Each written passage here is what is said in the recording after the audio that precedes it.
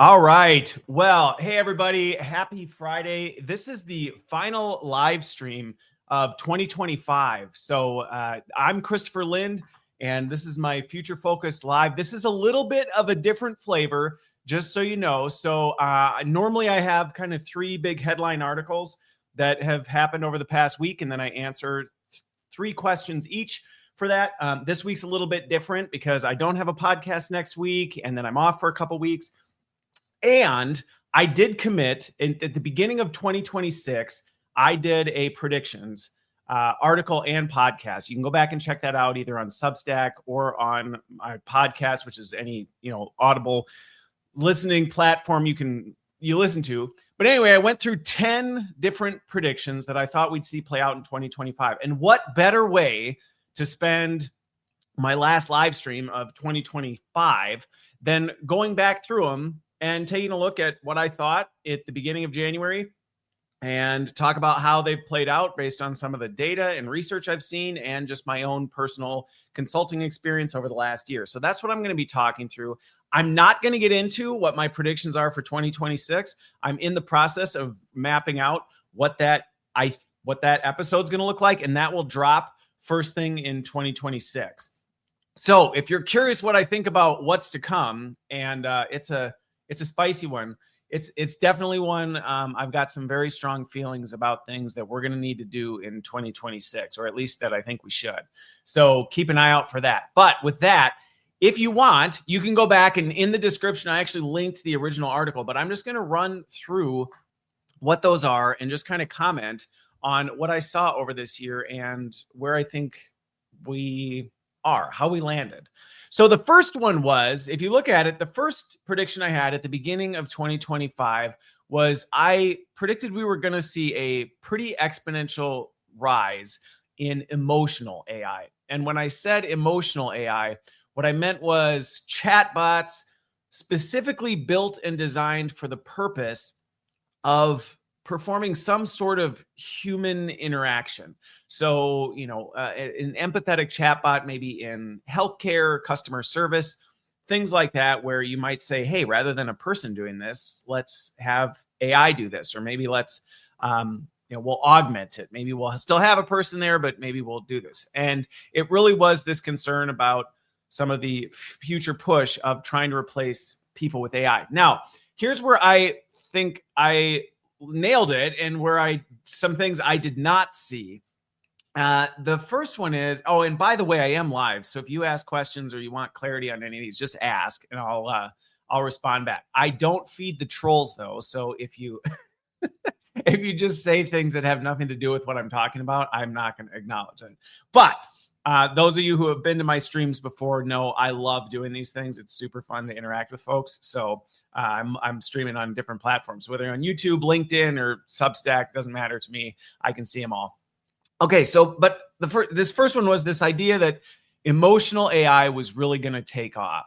And where I would say my prediction was accurate was, yes, we've seen a surge in this. If you look at some of where investor dollars, VC dollars went, if you look at the ecosystem of AI tools, that 2025 was definitely the year that just flooded. Everybody was getting pounded with these. A lot of them were making promises like this. I don't know how many AI coaches there are, how many AI therapist apps there are, how many big companies tried to replace customer service or heavily replace customer service with AI chatbots to try and make things work. I said in my prediction article, the risks are significant. And one of the things that's crazy is that it did not take long for the data to come in that emotional AI came with a lot of risks. If you look at a lot of the research and a lot of the really tragic incidents that happened in 2025, AI proved to not be a very great human companion. We've seen some really, it's driven people crazy. It's driven them to self-terminate. It's driven them to do some really, really wild things. And I would say emotional attachment to AI, let's just say it's got a much greater stranglehold on people than I really even anticipated would happen in 2025. I did not think the emotional attachment would be quite so great. I figured the apps would come, and all this other stuff. So in some ways, I don't even want to say it's a blessing and a curse, because there's really no good side to some of the stuff that came from it. But what we did see is it went really fast, which has ups and downs. On the downside, a lot of people got hurt really quick in 2025. But I think that also forced a lot of companies to recognize and have to deal with that, which actually pulled back things. Like, we learned our lesson the hard way. We drove this train off the bridge in 2025 and pretty quickly went, oh, there's a lot more here. Now, I will say with this prediction, the fulfillment of this one, definitely not it definitely wasn't one that I think we're going to see go away right away. I don't think we're going to see these emotional AI apps disappear, but I think people are waking up to the fact that, yeah, this isn't really a good thing. Like, your best friend or your therapist being a chatbot is really bad. Some of the most vulnerable populations right now, though, who are still getting sucked into this, where I saw massive growth in 2025 that has caused a lot of harm that I'm hoping will pull back, is in kids. So kids' emotional AI attachment is huge. Vulnerable people, so people going through really hard times, people who are depressed, elderly folks are extremely vulnerable and have been targeted by a lot of these emotional AI apps. So we've seen that massive growth.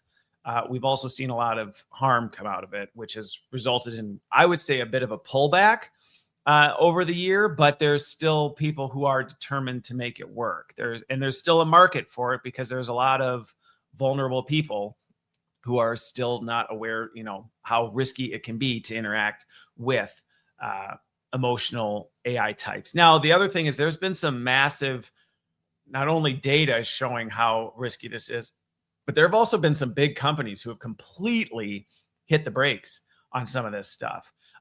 Notably, McDonald's and Taco Bell completely pulled the plug on AI drive-through.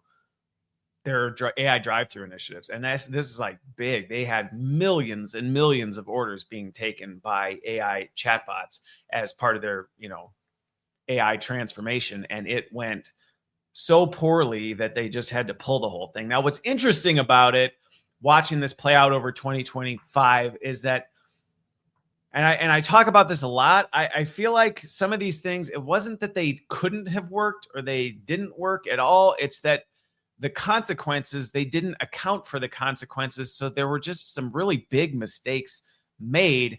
And those mistakes were so big, they countered all the good that came from it. So as an example, if you look at Taco Bell's AI customer service, drive-through ordering, they did 2 million successful orders.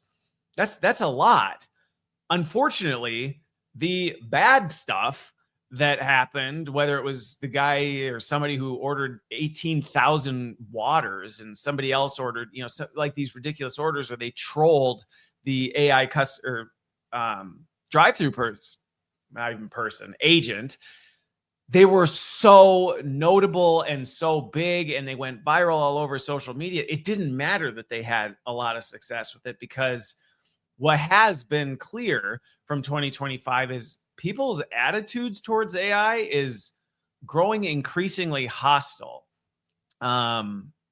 Definitely growing increasingly hostile. So it will be interesting to see what happens in 2026, but definitely in 2025, we did see an exponential growth in emotional type AIs and a lot of the consequences that went with those. So what's to come? Well, I said this isn't going to be a what do I think for 2026 just yet, but I kind of hinted at the fact that, we'll see. We'll see what happens. It's going to be an interesting one, to say the least. Okay, so prediction number two that when I wrote this up back in January of 2025 was that deepfakes will blur reality. And as I look back at my prediction over this, back in January, there were predictions that 90% of content will be AI generated. So I cited that. There was kind of a number that was floating all over. I don't know that we got quite that far. And I know depending on which news sources you look at or, where you go on the internet, you'll hear things like there's not a single human being left on the internet type of a thing. I can say from these live streams, I interact with enough people and just through my communities online, there's still plenty of people on the internet. So, are we at the point where AI content has just completely saturated things? I would say no, but enough so that going back to this rising anger and frustration towards AI, society's kind of sick of it. I mean, Merriam-Webster's word of the year this year was slop, which specifically was addressing this whole AI slop. I mean, good grief. We got political leaders using AI to make really offensive AI generated content and spewing it all over the internet. So, but see, I don't know if I'd call that deep fake. I mean, it in a way it was, but the thing is I don't know that the tech, what really kind of caught me off guard this year was how quickly AI video generation advanced. If you look back at AI video generation in 2025 in January, it wasn't terribly great. It was extremely obvious when you were making AI generated video. So when I made this prediction, I said it's probably going to be more image related. I didn't really anticipate video would come as far as it did. And I would say that, yeah, we've seen a massive surge in deepfakes, which to my prediction about some of the fallout of that is people are extremely skeptical of what they see on the internet, not skeptical enough, in my opinion, especially given how advanced AI video generation has come. Because now video generated, granted, if you're paying attention, and I just talked about it, I think last week or 2 weeks ago, McDonald's just got roasted for doing an AI video commercial where they spliced together a whole bunch of AI videos. And I'm not going to repeat everything that was, but like people can pick up on it. So I will say people are much more attuned to catching the little details. And as a warning to people, when people catch it, it blows up. So if you're a big company and you're thinking, hey, maybe we can save a few bucks by using a company that, generates AI media, or, they can do our ad campaign with AI.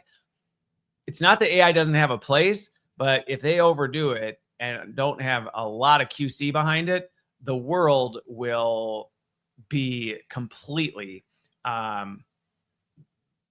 they will come back with a fury of stuff. So, did it blur reality? I would say yes. Not quite the way I anticipated. I thought there would be a lot more people who genuinely would be deceived by a lot of the deepfake content. I guess is an encouraging thing. Humanity did wise up fairly well. There's still a lot of crap that gets around, but that's always been the case. I mean, fake news and just fake reality has been a thing long before AI generated stuff. So interesting. I don't know where we'll go in 2026 with this one. People seem to be really growing in their awareness, or at least attention. They're looking for little things. An AI video clip, people are picking up on even just these small details and then freaking out about it, even if it actually doesn't detract from it. Going back to this McDonald's commercial, I mean, it wasn't a great commercial, but it also wasn't terrible. But people were so upset about the fact it was AI generated that I would just really caution anybody who's thinking of using it for either a deep fake for, deceiving people. Cause I see this all the time on social media. People, this is another one that just kind of blew up. You'll see the usual social media posts where, somebody has a picture and then some emotional or, rage baity post.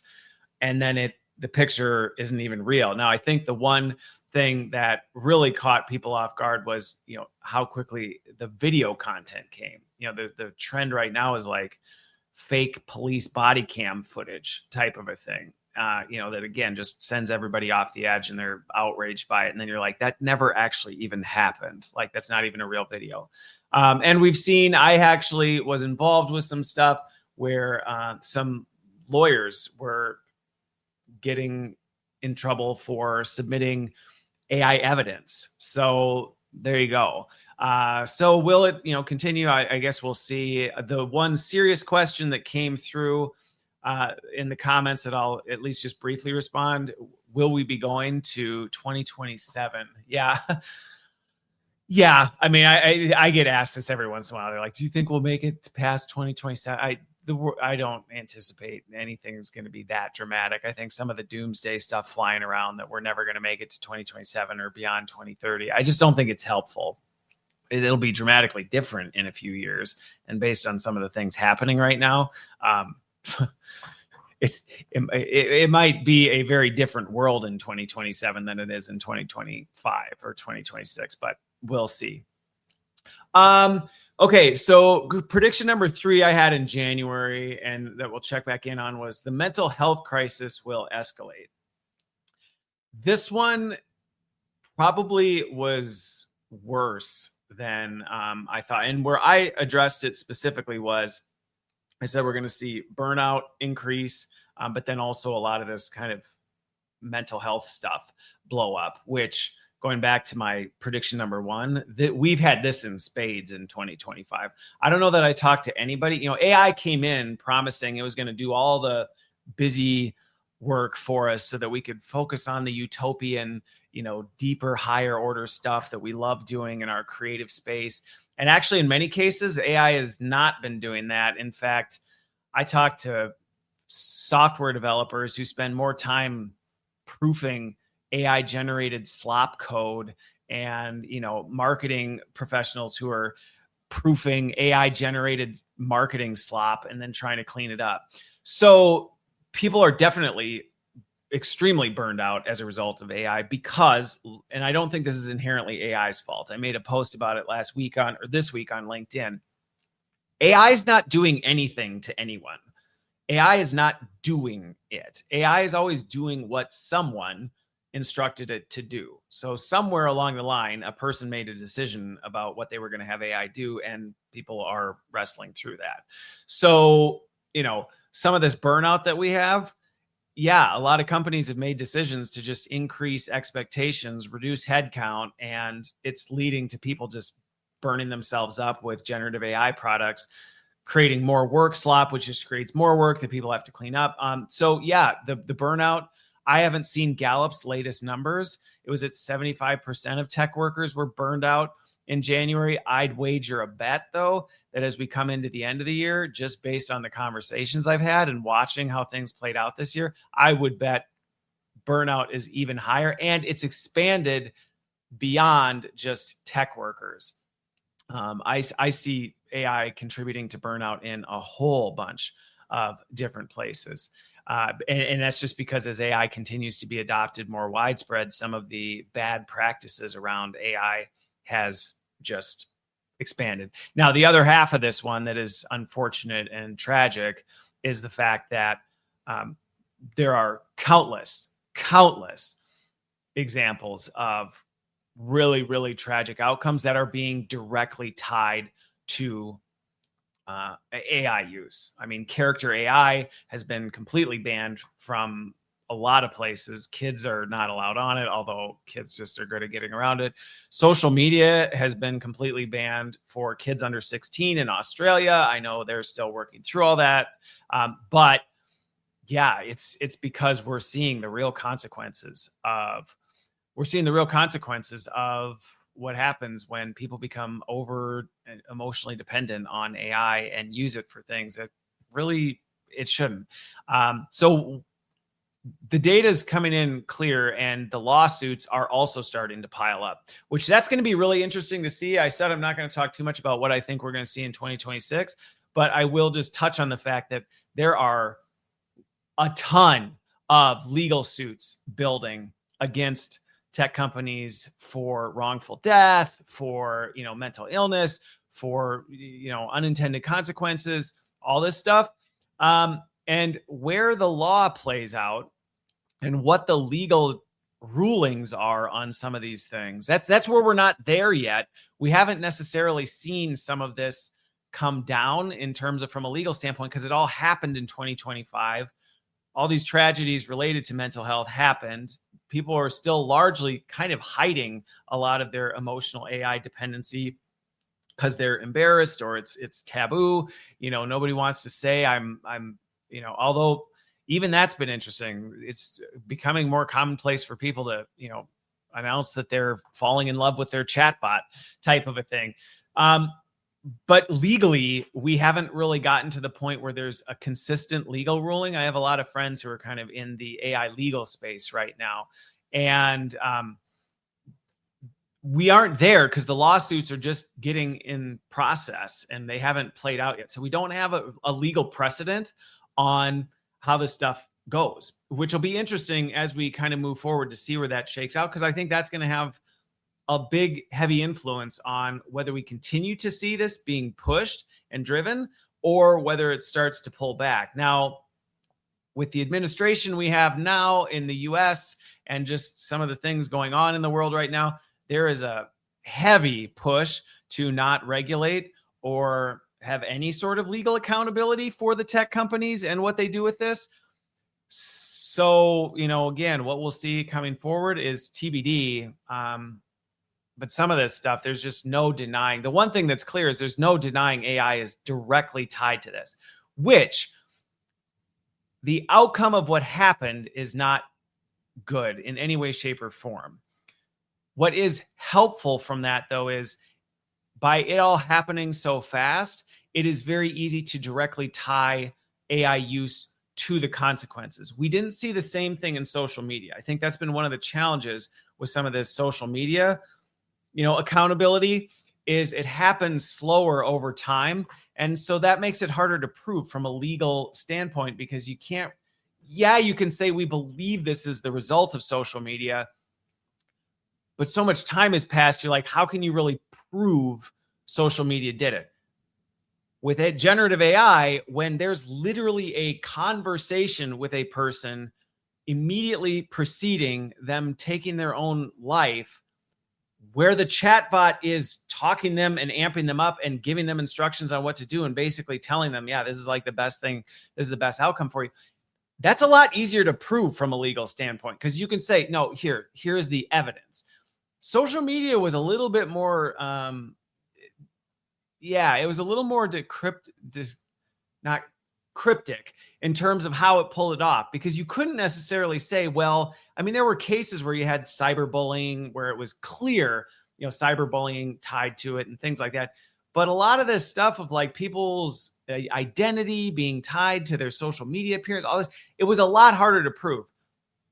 The one benefit of Gen AI is there's receipts, which from a legal standpoint makes it a whole lot easier to present a case and convict an AI company or, the AI companies for their responsibility and stuff, because you literally can read the conversations where it did the thing, and they can try and go, well, we didn't tell it to do it, but it's like, it doesn't matter. You trained AI and did not put the governing boundaries in place to stop it from doing these things. You basically let it go ungoverned on the world, and then this happened, and you can't do that and then go, not my fault. But we just haven't seen enough, in my opinion. We're starting to see some of them. We just haven't seen enough in 2025. Now, the thing that was interesting about this prediction was I did not expect it to move as quick as it did. So some of the real consequences we saw in 2025, some of the real mental health problems that are tied to artificial intelligence, I didn't think they'd blow up quite the way they did in 2025, which I guess what we could see with that is that could mean maybe we turn sooner. I don't know. To be determined. Okay, so the next prediction I had was job displacement will expand into new fields.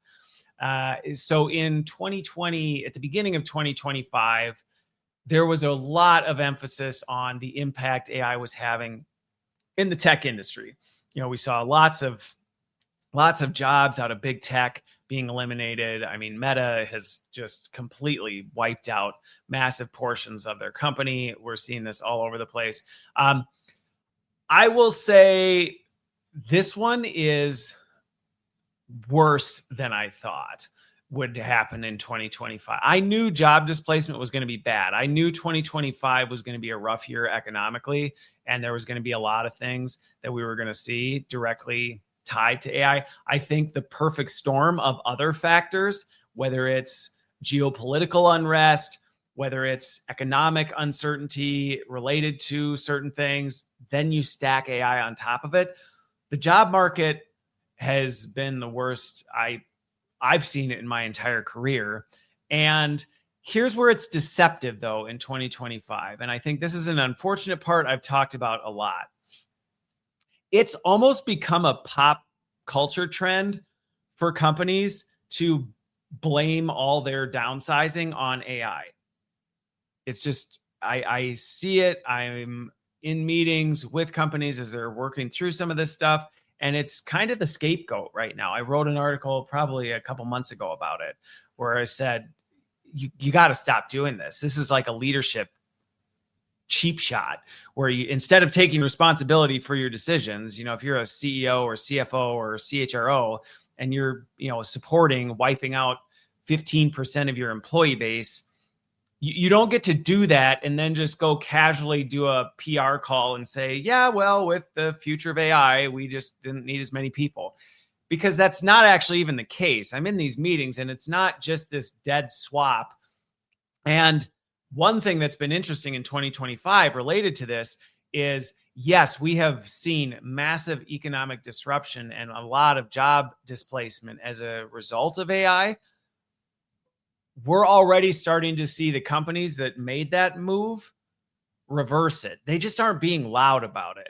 This is one of the really interesting things that I see in a fair amount of my work is how quietly companies are trying to rehire the people they got rid of recklessly because they thought, well, we have Gen AI, we'll just run on 80% of our people and make them make up the 20% with chatbots.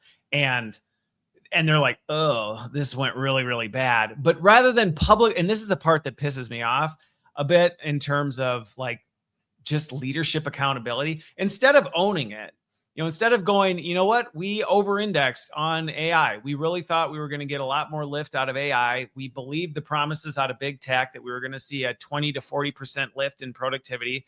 And we proactively got rid of people. Instead of owning that and saying we did that and it didn't go as we thought. And now we are in the process of reversing and kind of reconciling that. They don't. They just kind of scuttle into the shadows as though it never happened and, quietly send notes to all the people they laid off, offering them bonuses to return, hoping to never have to publicly take an account for the mistakes they made, which not only is that a cowardly move, and I have no problem saying it, and I say it regularly on LinkedIn that, like, if you're doing this as a leader, you're not a leader, you're a coward. But what's unfortunate about the lack of public accountability for it is there are still lots of companies that I interact with that are still buying the idea. Companies are successfully laying off large portions of their workforce and successfully replacing them with AI. The number of people that still are believing that it's working is insane. It's absolutely insane how many people in senior leadership roles are still like, yeah, I heard these companies got rid of 20% of their workforce and things are going fine. I'm like, nuh-uh, like go talk to their CFO, go talk to their CHRO. You'll find they're all scrambling, trying to clean up the mess. They're all scrambling, trying to figure out how to get all the intellectual capital they dumped out, thinking they had chatbots that were smarter than 1,000 PhDs that are incompetent. I mean, the data is in that AI is not even remotely close to as capable as even an average, below average human being. It's not even close in terms of what it can do. And I'm not talking about, on benchmarks, it can do this stuff. I'm saying in practical, tangible terms. The most notable study I saw in 2025 was one where they literally went side by side, head to head, AI agent versus human, and said, let's give it both of them a prompt instruction on here's what I need. And then let's see how humans and how AI perform. And it was pathetic. It was honestly pathetic. Anybody who saw that, because they had the receipts, they showed what AI generated and did. And it was a pretty jarring awakening of like, yeah, if you think you can get rid of any percentage of your workforce and just swap in an agent, you're in trouble. But again, unfortunately, because there's not public accountability and senior leaders willing to say, yeah, we messed up. We messed up. We made a mistake. We're sorry. We're in the process of trying to clean this up. Unfortunately, in 2025, and we're still there. What we'll see in 2026, I've got my thoughts, but more on that in January. There are still lots of companies that believe it is a success because they're reading the headlines, and big tech is determined to convince the world that you had better be all in on everything with AI. And AI is great. I'm a big advocate of AI, thoughtfully and with discernment. But there is tons of money being poured into fueling this idea that if you're not doing everything with AI and you aren't, cutting back and doing all this stuff with AI, you're missing out. And I'll just tell you right now, I do probably, so just objectively, if I look back at some of the work I've done, and as I'm coming into the end of the year, I would say a lot of my work is actually shifting towards cleaning up AI messes rather than proactively going, hey, we're trying to think through what this is. So even I'm seeing in my consulting work, I'm getting called in to go, all right, so we messed up. We can't, publicly acknowledge this, but we got to clean it up because it's bad. So anyway, it's definitely displacing jobs. But again, I would actually push back on this whole thing. One thing I did not see in 2025 coming was just how much of a pop trend it was going to become to just, hey, you just use AI as a scapegoat. It doesn't surprise me. I just didn't think we'd get here to this point, because that really is what AI is for a lot of people. It's a scapegoat.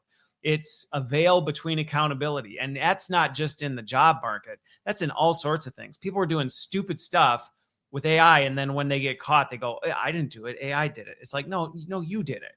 You did it. You told AI to do it, and then you didn't pay attention to what AI did. And unfortunately, what a lot of people don't realize is when accountability comes a calling, which it does, you're carrying a lot more of it. And I see this in the senior leadership quite a bit, where they're trusting AI to help them make decisions and all this stuff rather than their teams.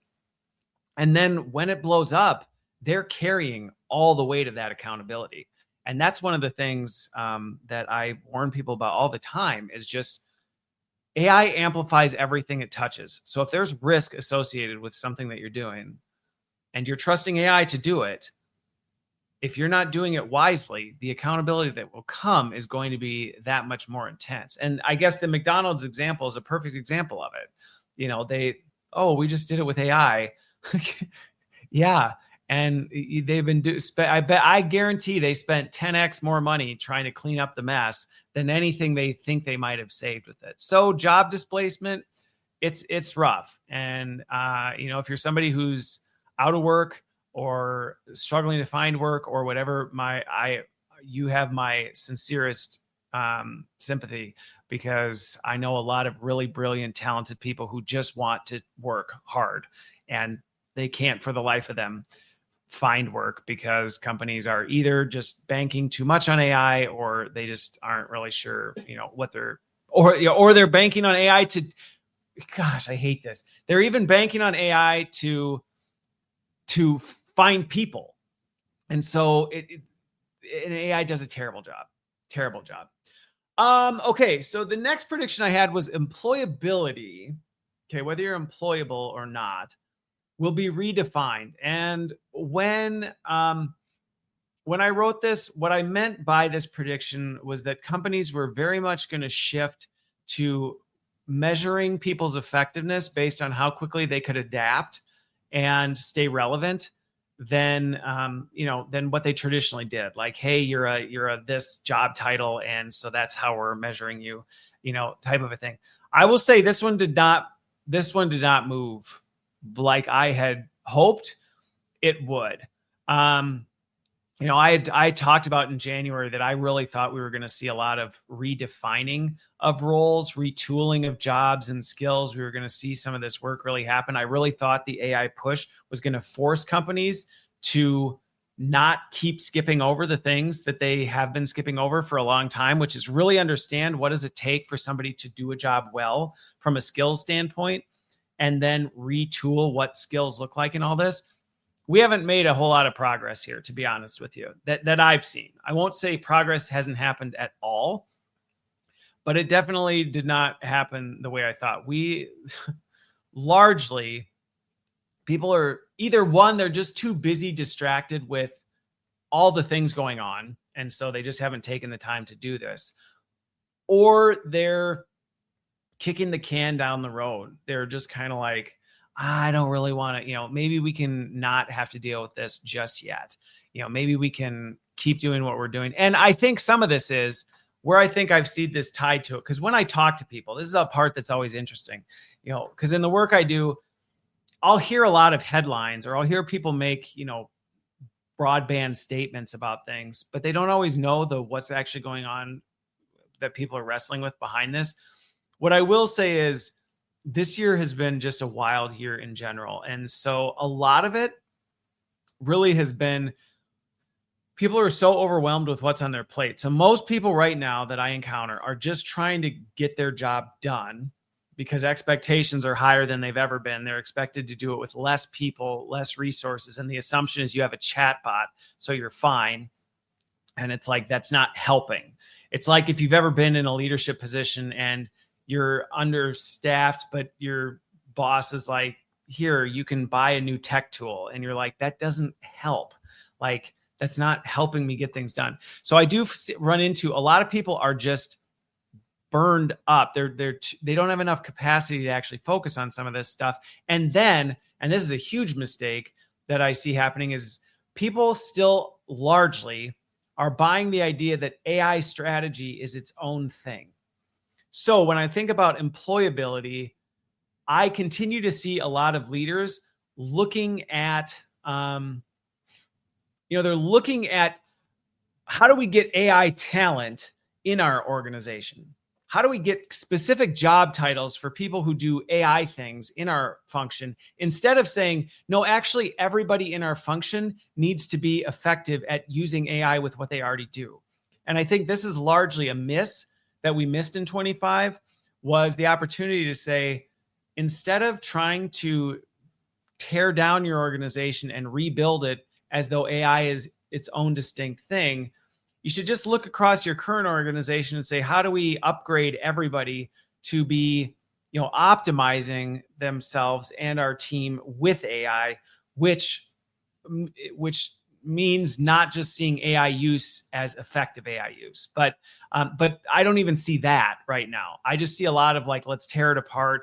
Let's hire in some AI people, and then let's just leave everybody else to kind of do their own thing. And so the employability being redefined that I thought we would see more of in 2025 has not, it just hasn't happened the same. I will say one thing that has been really unfortunate and has compounded the challenge many people have had in finding jobs is there is this underlying expectation now. And if you look at job descriptions, and if you're somebody who's looking for a job or, is interviewing or things like that, I am shocked when I talk to people by the number of people who get into interviews and even in job descriptions when they're applying. It's like there's an expectation of AI use, like that you have to know how to speak to AI.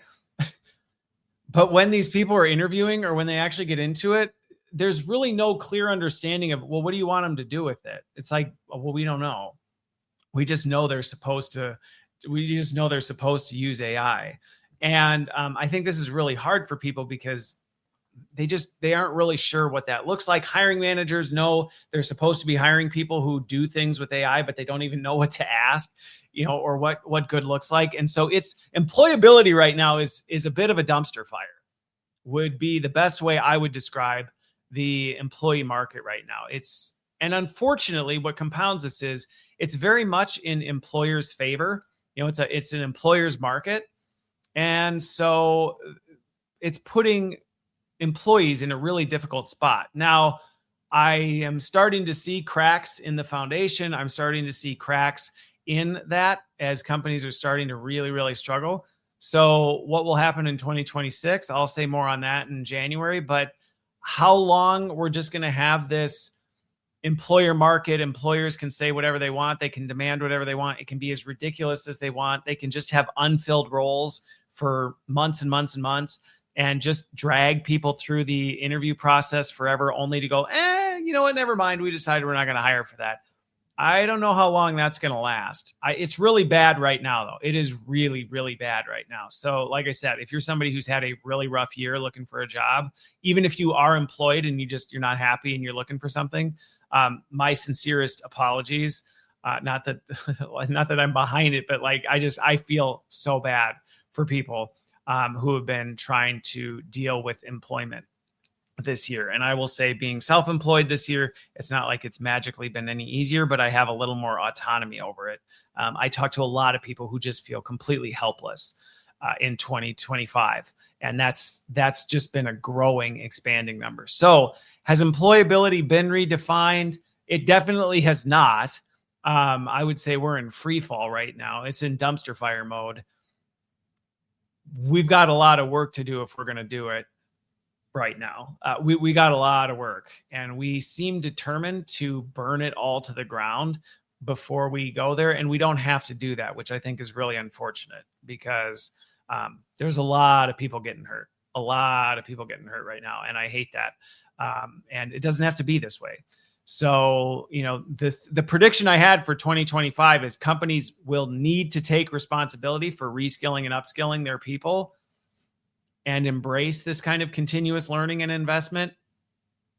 I did not see this in 2026 or in 2025. I did not see companies leaning into that. If anything, it's been a bit of the opposite. So that's where that one was. It didn't go according to plan on that one.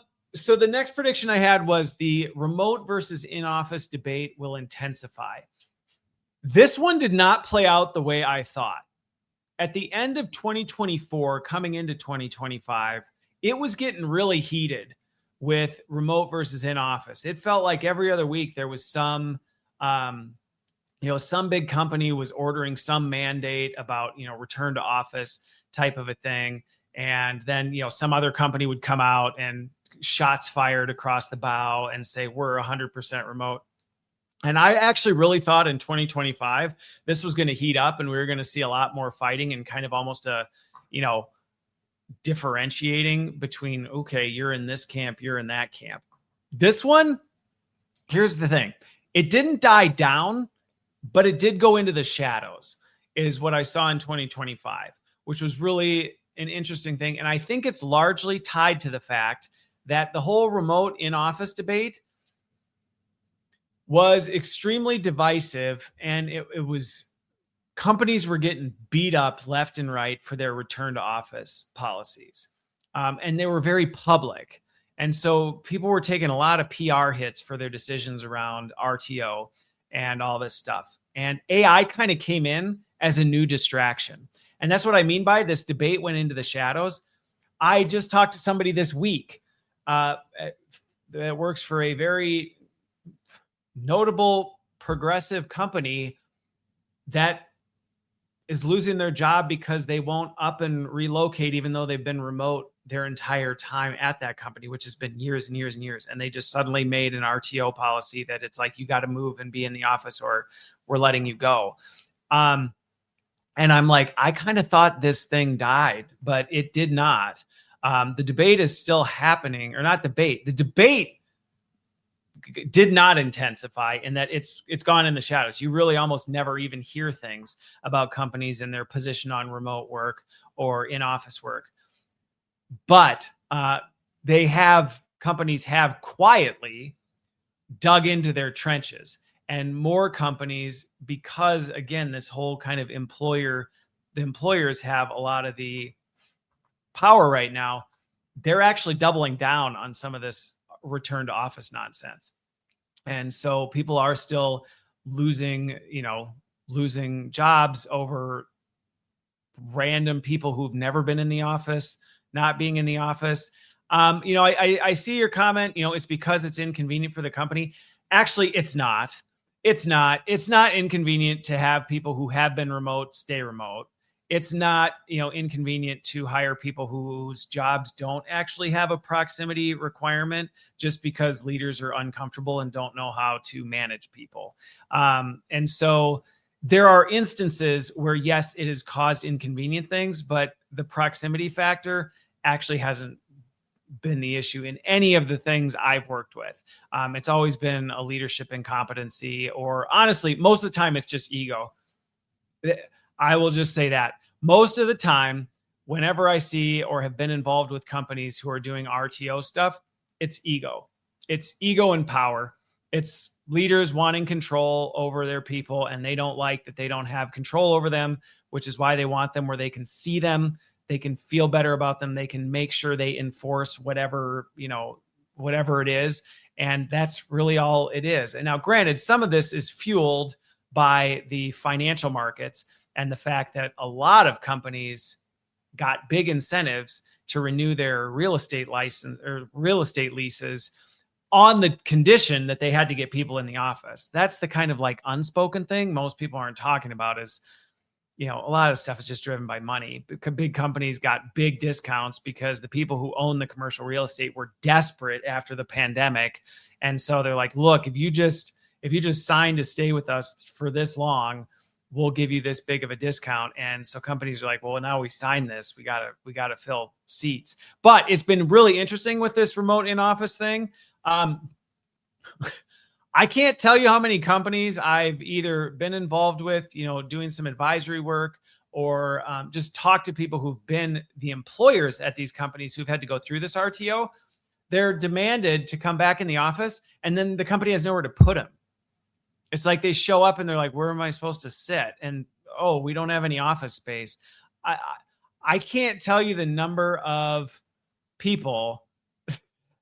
I'll just say this. I have more than fingers, people I've talked to this year who have had to work either in like the lobby of the company or just have said, I'm just going to work out in my car because it's absolute chaos in the office. So it's actually almost been dystopian, like sad, some of this stuff. So, but like I said, you won't see the headlines as much anymore. At the end of 2024, I was like, oh boy, we are gonna see a massive public, kind of reckoning between in-office and remote.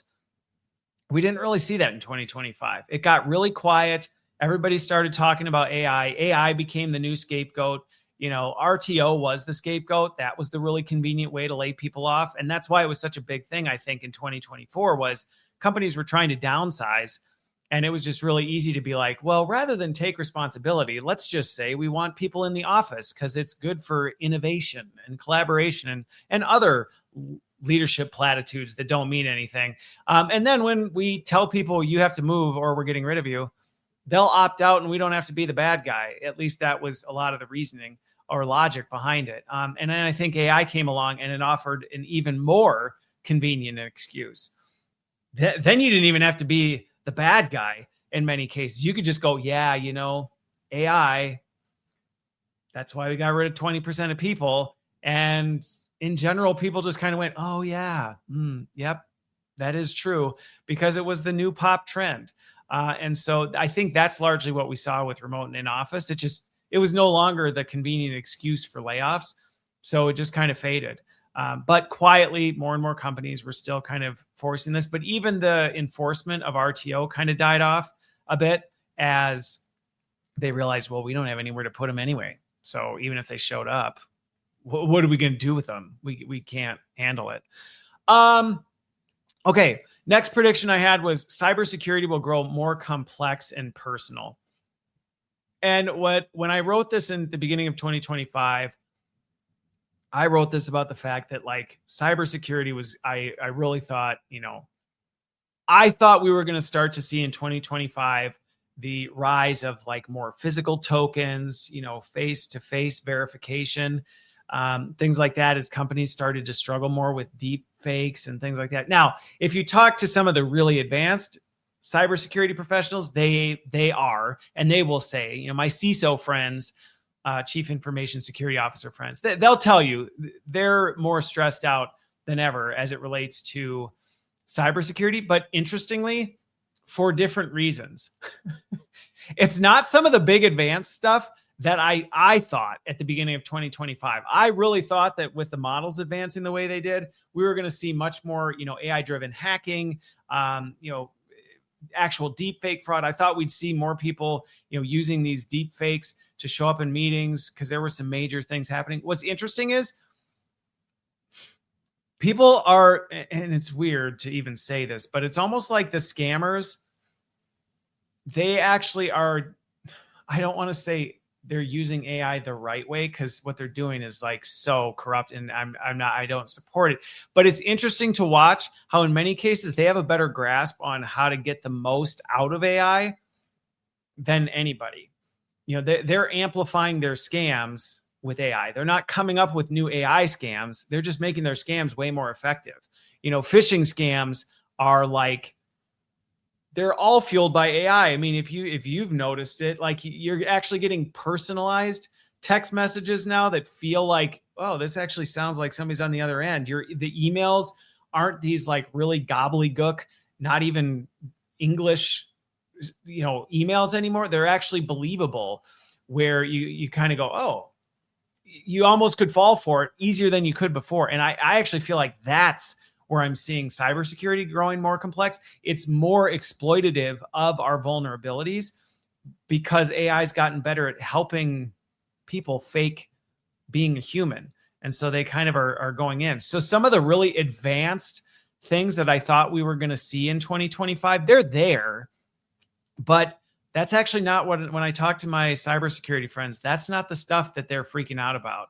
It's people doing dumb things with AI, using AI tools that are not authorized, that are literally data harvesting scams. That's a huge thing now. So be careful with an AI tool that you go sign up for free that offers you some sort of like really convenient service. There's a ton of these AI data harvesting scams.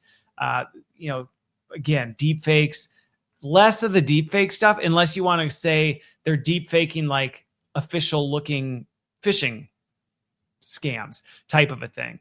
Cybersecurity is definitely a thing. I've got some friends in government and stuff like that. I mean, that's a different story. You want to talk some of these big companies that are being just bombarded by cyber attacks. They're seeing stuff, but even they will say it's actually these dumb things just being basically having the volume turned up. They're more sophisticated than they were before. It's not like this new generation of cybersecurity. It's not this new generation of cyber attacks coming out of nowhere. It's the old things just upgraded significantly. And that's why I say not in a good job, scammers. I don't mean it in that way, but in a sense, they're doing with AI what I wish more people were doing, which is really kind of interesting. Okay, so unrelated question, Dylan. To get into cybersecurity, there's a couple factors. First of all, one, I will just say this: cybersecurity isn't as monogamous. It's not as much of a monolith. Not monogamous. It's not as much of a monolith as a lot of people think. So when you say get into cybersecurity, it actually depends on what you mean by that. I have some friends who are in cybersecurity, and their job is actually just to do like biohacks. They literally are cognitive scientists that just specialize in like, how do you fool people? And they literally just do that. Then you have the super technical folks like the pen testers and other things like that, where they're actually, trying to execute some of these things. like major hacks. So the best way to get into cybersecurity, honestly, one of the best things you can do is if you go on LinkedIn, try and find people who are in cybersecurity and reach out and just ask and learn from them. Ask like, hey, how did you get into it? I know a lot of people who didn't go get their master's or, undergrad in cybersecurity. They just were kind of technical and had an interest and took a few, cybersecurity boot camps and then got plugged in with some folks in the cybersecurity industry. And then, it's a very good place to be. I'll tell you that. And it's not going anywhere anytime soon. But honestly, as much as you would think a highly technical job like that, like there'd be some technical way to get in, actually the best way to get in is to connect with people who are in the space. So Dylan, I would highly recommend, if you don't have a LinkedIn, get a LinkedIn, look up some of these cybersecurity folks and, just get a Calendly and be like, hey, can we grab a virtual coffee and talk? I'd just love to hear what it is. Because cybersecurity is an extremely diverse field. And it is not at all as simplistic as, some people think. I think a lot of people have like the Guy Fawkes, anonymous hacker persona in their head. And I have one friend, he's in kind of the biohacking. He's just your average dude. He gets paid to go to companies and try and sneak in as the pizza guy. Like that's his job, is just to go to companies and he tries to get in with pizza or cake or something to see if he can make it into their mainframes by doing that. Or he'll go drop jump drives around the parking lot and see how many people pick him up and boop, or he'll go try and smooth talk the security guard at the front desk. And it's a wild, and he's not the one individual I think of. This individual is not even really that techie. He doesn't know a whole lot about tech or anything. His job is just to basically be like a MI6 agent. He's like the goofy James Bond, if you will. It's like he's trying to get in and see if he can get into their main servers. And that's it. So he goes in, smooth talks the front desk and sees if he can piggyback his way through the lines and break into some of the major companies around the world. So there's that. And then there is the Guy Fawkes who's, sitting with 8 screens around him and trying to see if they can, just blunt force trauma their way into the mainframes with, AI tools. So anyway, that's what's going on in the cybersecurity thing and kind of where I landed on it. It's not quite where you go. All right. Well, there you go, Dylan. I mean, if you're a professional gamer right now, you've got, the language and the lingo. You probably actually know some people who are in the space that you can kind of talk to, that you can probably, navigate your way into it. And you would have a very easy time switching over. And actually, in the professional gaming space, you could probably find some interesting ways into it there. So anyway, definitely something to explore. Message me on LinkedIn if you want. I'll help you connect with some folks. Okay. This next one, I'm actually disappointed did not make the progress that I was hoping. So in 2025, I said public awareness of data monetization will skyrocket. I really was hoping that in 2025, more people would wake up to how much money companies are making off of your data. And, they're literally harvesting data from people. And that's why I say there's tons of these AI scams out there that they offer you these free AI tools. I won't mention the company, but there's one, it's like, hey, it's a free AI tool that'll give you feedback on your life. You just keep it running in the background. And I did a whole PSA on this. I'm like, do not download this tool because it's literally harvesting everything you do. It's harvesting what apps you use, what you type, where you focus your time, like all this stuff. And then it's fueling it back so that they can monetize it and sell it. And I really thought in 2025, more people would kind of go, whoa, like, holy crap, these companies are totally scamming us, all of this stuff. And they're doing it by just offering us a convenient little, sign up for this thing, give us access to your LinkedIn, and we'll give you this infographic that tells you your LinkedIn personality. And I really thought more people would get wise to the fact that, this is a scam. It's not really even happening. And the most profound example of this that I just shake my head and I'm like, oh, come on, is the rise of wearables, and I don't anticipate, and you see the public response to some of this stuff, but like I look at what Zuckerberg's doing with the Ray-Ban glasses, and I'm like, are you kidding? People are going to pay money to literally basically live stream all their data of life to Zuckerberg and friends? Are you serious? All for what? So you can get turn-by-turn directions in your face that you're paying for? Like, no way. And yet people are like, oh, they're so cool. It's going to be great. I can get real-time performance support as I go. I can see my text messages on my face.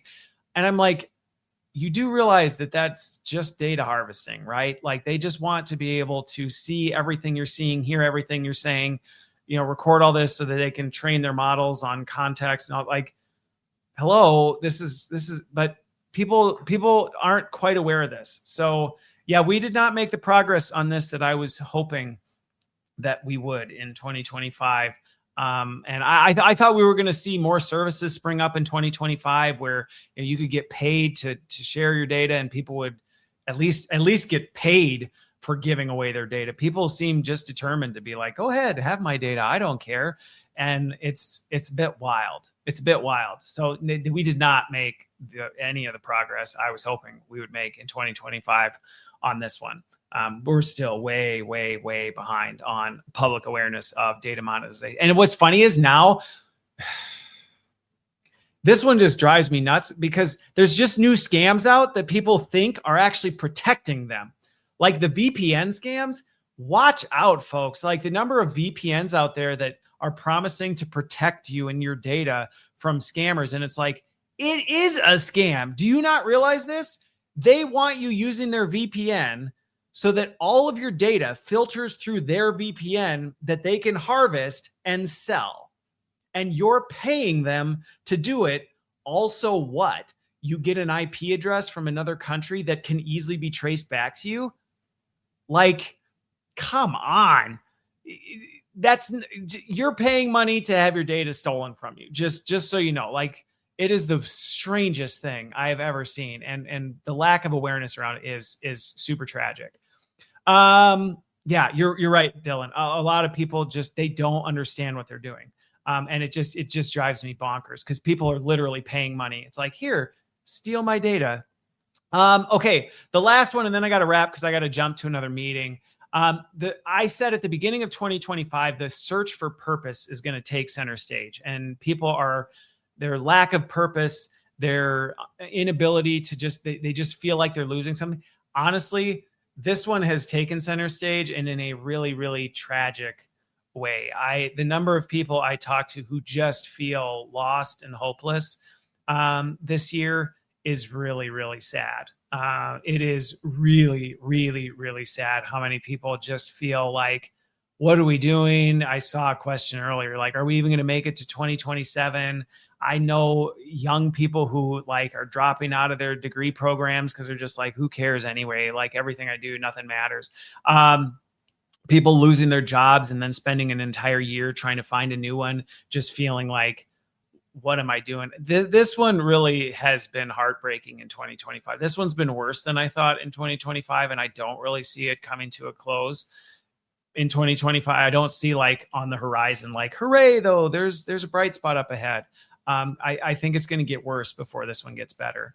And so, I guess I'll just close on this. I said it in my post in 2025. I'll say it here. For me, my faith in Christ, being a Christian, to me is it is the thing that gives me resilience in this. And again, it's not me saying, so everybody, you have to follow the same path I do. I mean, it's an extremely fulfilling path. So of course I would want that for everybody. But yeah, people are realizing the things that define them,